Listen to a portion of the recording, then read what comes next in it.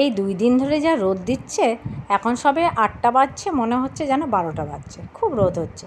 এখন টিফিনের একটা তরকারি করে নিই। প্রত্যেক দিন তো টিফিনের তরকারি করতে হয়। আজকে ভাবলাম একটু পাঁপড়ের তরকারি করে দিই। তো সাধারণভাবেই আমি পাঁপড়ের তরকারিটা রান্না করি।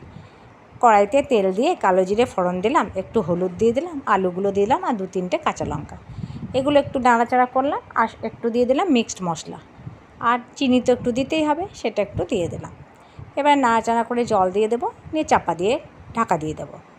কিছুক্ষণ হবে, আলুগুলো সেদ্ধ হতে যতক্ষণ সময় লাগে, আর কোনো মশলা এতে লাগে না। তারপর কিছুক্ষণ পরে আমি পাঁপড়গুলো সেঁকে নিচ্ছি।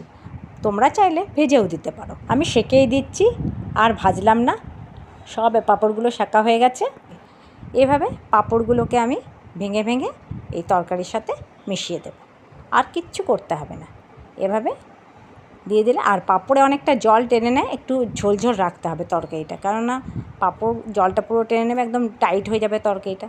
তার জন্য পরেও একটু জল দিয়ে দিতে পারো, তাহলে ঝোলঝোল তরকারিটা একটু হবে। তাহলে কেমন লাগলো আমার পাঁপড়ের তরকারি তোমরা অবশ্যই কমেন্ট করে জানাবে। ভালো লাগলে লাইক করবে আর ফলো করে পাশে থাকবে।